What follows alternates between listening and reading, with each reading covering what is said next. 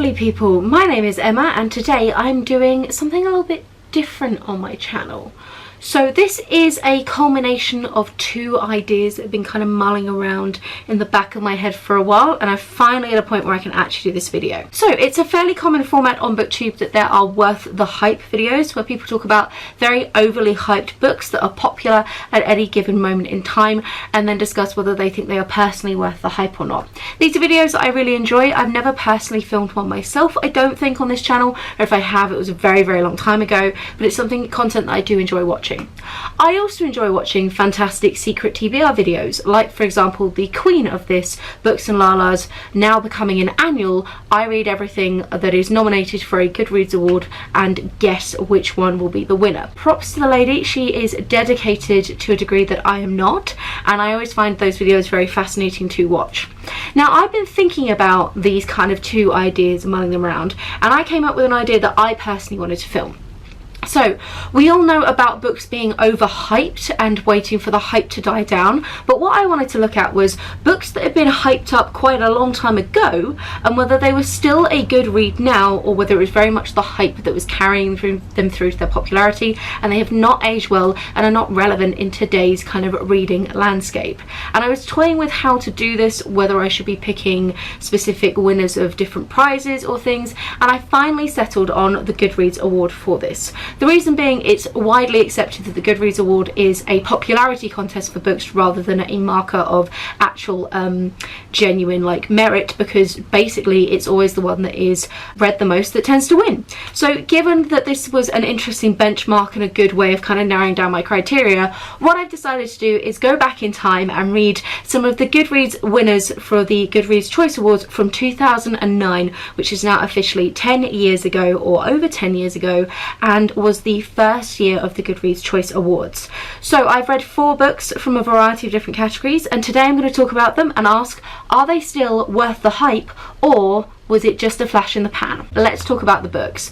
The winner, so the Goodreads Choice Awards for the first year had about 10 different categories, and I picked 4 of them, and I tried to pick 4 that would be representative of my actual reading tastes for you. So the first one was Best Fiction, and this was won by The Help by Katheryn Stockett. I've not checked who came second or third.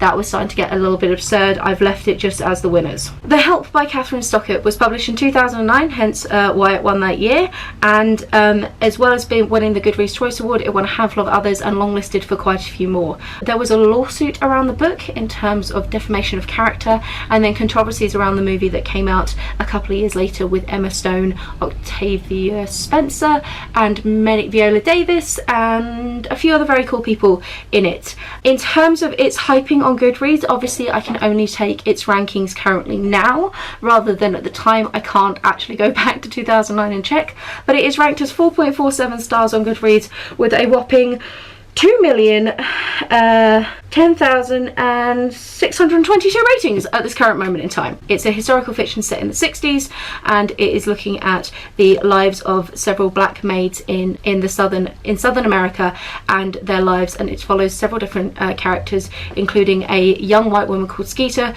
who is a budding journalist and wants to try and write their stories, and it follows multiple different perspectives. I listened to this on an audiobook, and I think it was worth the hype, guys, if I'm entirely honest. I think it was a really, really strong book. I thought the characterization was fantastic. I thought the story was well-rounded and interesting, and I loved the various different character arcs from the different characters, and I thought their voices were very strong.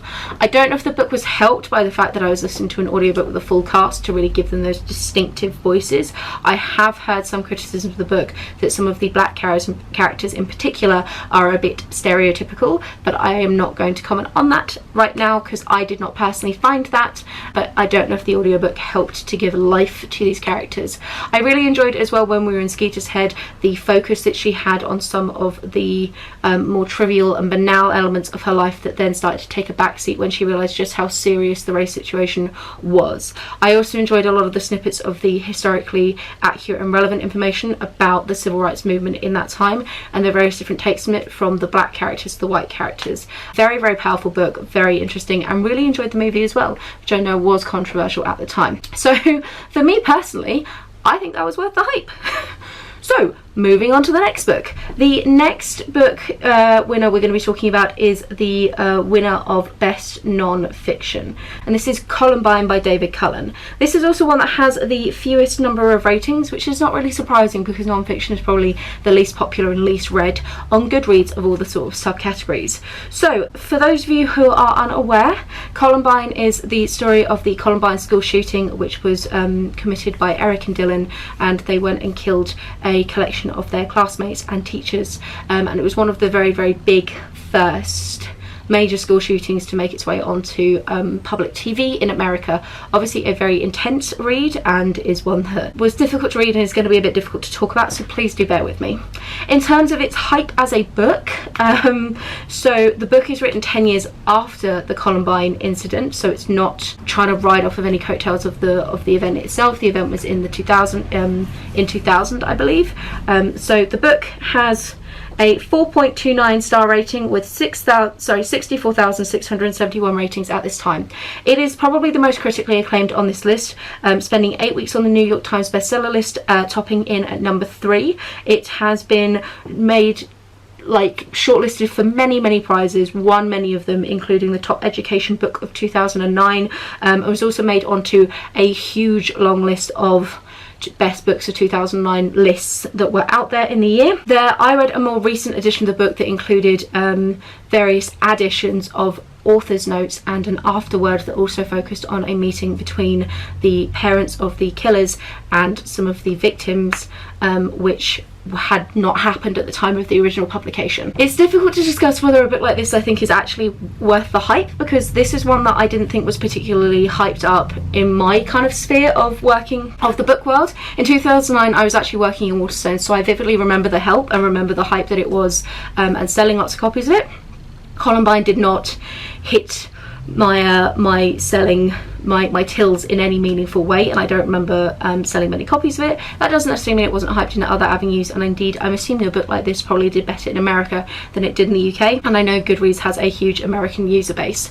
So in terms of actually as a book, I enjoyed my reading experience. Obviously it was a very intense reading experience, but I think David Cullen does an amazing job of conveying that information in an easy to read in the physical sense of act of reading, rather than necessarily easy to read in the sense of what the subject matter was. David Cullen was actually one of the reporters who was there on site on the day and was involved in kind of the reporting of the incident, and the book focuses on the incident itself and constructing a very detailed timeline of the lead up to the event and then the shooting itself, but then also looking at the impacts for the survivors and the victims afterwards, and also the media storm that surrounded it. The discourse around Columbine was very much guided by the media and became an echo chamber that was deeply inaccurate, focusing on the idea that these two boys were trying to kind of seek some sort of vengeance against bullies, and it was some kind of showdown between jocks and goths, and that there were all sorts of other influences going in there, when in reality actually it was just that Eric was a psychopath who enjoyed killing people, and Dylan was a suicidal depressive who got dragged along in his wake. The boys did commit suicide at the school after doing the school shooting, and the original plan for them was to do a bombing and then to use the shooting to basically mow down people fleeing the bomb. However, luckily for the world, in some ways, they were terrible at making bombs and that did not happen, so instead they just went in and decided to do just a shooting instead. Obviously just a shooting is a terrible phrase to come out of my mouth, and I don't mean just a shooting in any way, and the book is looking at the way that these boys have now been kind of mythologized, especially in underground movements on the internet, and a lot of loners who feel very left out, and how a lot of the school shootings that have happened since then, especially in America, which has a much bigger gun problem than most of the world, the way that they idolize Eric and Dylan as being the people to either try and top or beat or to take guidance from about getting retribution and evening the playing field in the school, when actually it was nothing to do with that for Eric and Dylan. It was their motivations were very, very different. It's a difficult book to read, and I would have liked it to go into more detail about what the school shooting kind of situation is since then. But in fairness to David Cullen, he never set out to do that. The book is called Columbine for a reason, because it is focusing on Columbine rather than any major longer term effects from it outside of the circulation of Columbine. He does have a new book out called Parkland, which I believe came out either this year or last year, and it's actually about the Parkland shooting and more of the political movement that's happened there. So it's one that I do want to go on and read, because that is, I think, actually going to tick the box of what I was looking for. But Columbine is very much considered the origins of this as an incident, as an issue, as an epidemic sweeping the nation, depending on exactly what media you want to listen to. So in terms of worth the hype, I think it was. I think it was very, very good. So currently we're kind of 2 for 2. The next one is going to completely tank that for us, because that is the winner of the Best Mystery and Thriller, and this was technically The Girl Who Played With Fire by Stieg Larsson. I at this point had not read any of the Stieg Larsson books. That is the author of the Millennium trilogy, so I decided to go back and read book 1 for this video, and then if I liked it I would read book 2 as well before filming this. Spoiler alert, I hated the book. I'm not going to read book 2, sorry. If any of you have seen my January wrap up and stayed to the end, you know just how much I loathed The Girl with the Dragon Tattoo. But before we get there, let's talk about its hype, shall we? This was ranked number 98 in The Guardian's Best 100 Books of the 21st Century. The Girl with the Dragon Tattoo was actually published in 2005, which is why it didn't win for the Goodreads Choice Awards. There wasn't a Goodreads Choice Awards when it came out, and it is its sequel that technically won. It was number 4 on the New York Times bestseller list, and 2 film adaptations have been made of it, as well as many, many, many parodies. It was very irritating having to find the dragon with the girl tattoo in the comedy section constantly being reshelved accidentally with the girl with the dragon tattoo when working in a bookstore. In terms of its ratings on Goodreads at current moment, it ranks 4.13 star rating and has 2,438,858 ratings at this point, making it the most rated book on the list. I remember a hype storm around this, like people coming in and just buying all 3 books in the bookstore without even reading for the first one. I think this was, for me, in my world, the most hyped of all the books, and it was one that, you know, 2 movies, Daniel Craig's in one of the movies, it was a big deal in the book world, and I really cannot understand why. I'm going to keep this relatively short, hopefully, because I ranted so much in my January review of it. But basically, as far as I'm concerned, The Girl with the Dragon Tattoo is 3 relatively bad thrillers smashed into one to try and make it better, sprinkled in with a really generous helping of hardcore misogyny. I feel like the reason why it did quite well in its day is because back in 2005/2009, strong female characters were very misunderstood in books and media, and often it was portrayed that the only way that you could write a strong female character was to basically write her completely emotionless and very robotic, but also really enjoying sex, which is kind of what the main character Elizabeth does. My biggest issue with it was the misogyny. It was gratuitously violent towards women and took a real gleeful, voyeuristic way of approaching how it wrote that. My biggest problem with it was very early on there is a completely unnecessary rape scene. Not that rape scenes are ever particularly necessary, but it was very much using we have a female character, the only way she can have growth is to make her go through rape and then get over it. Excellent. But as well as just to really put the icing on the cake of this absolute shit show of a book, it decided to couple that with alternating paragraph for paragraph the rape scene with a consensual sex scene, which is just really fucking weird, and I'm not cool with what you're doing, Stieg Larsson. So in my eyes, this is 110% not worth the hype. What were you thinking, world, when you decided to vote this one the winner?